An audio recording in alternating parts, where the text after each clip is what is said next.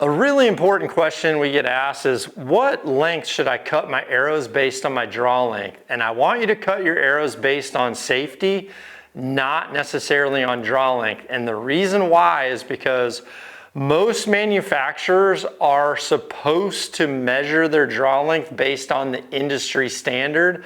However, the industry standard has a plus or minus variation, a margin of error built in, that a lot of manufacturers err to the side of the longest they're allowed in order to measure a draw length and advertise it. And what I mean by that is, some companies, even though technically it's a 29-inch cam, because they're allowed to get close to a ½ inch over that draw length and still be able to advertise it, they're pushing the envelopes and they're making their 29.5 dang near a 30-inch bow just so that it can get that extra 5 or 6 feet a second and be able to advertise something that's a little faster than maybe a competitive brand.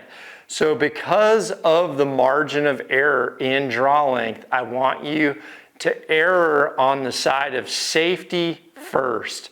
And what I look for is, when I'm at full draw, I want this broadhead to be at the front of the riser in the front of my hand. This is going to be important because if you cut this to where it's coming much further back and it's almost back here by the arrow rest fingers or the prongs, then what happens is, if you ever accidentally get a knock that comes off the string or something and this arrow falls forward, it can get bound up here and it is an accident waiting to happen. If you keep your arrows to where they're at the front edge of the riser like this, and you did have one accidentally come off, at least it's sliding forward and it's already in front of that riser. So that's a really important thing to keep in mind.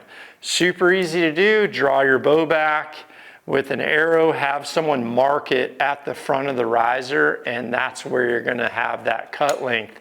We measure our cut lengths from the end of a stock knock to that cut length. Now, the other thing to keep in mind is, if you have a mechanical broadhead, a lot of the mechanical heads, especially rear deploying ones, are going to have a bit of blade overhang past the connection point of the ferrule and the shaft cut. So in this case, you can see there's a slight overhang. So if I cut this really close to the fingers, I'm going to end up having a problem. And if I'm shooting a pull-through release where I've cut this to where those blades are almost at the prongs, and now I'm going to keep pulling, those blades could contact the prongs and inadvertently pull the arrow off the string.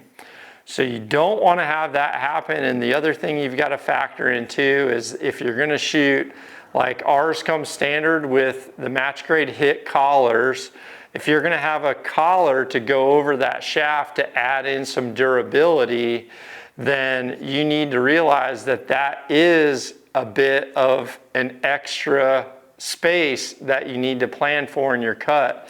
And by cutting at the front of the riser, you're going to make sure that you factor in those margins of error.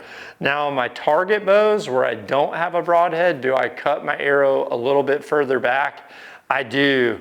And I'm looking to try to maximize my wind drift. I'm trying to maximize, every foot per second I can get out of those target bows. But again, I'm not worrying about safety. So don't think about your draw length so much as think about the safety, making sure you cut that arrow shaft at the front of the riser so that your broadhead can be in a safe place in front of your knuckles.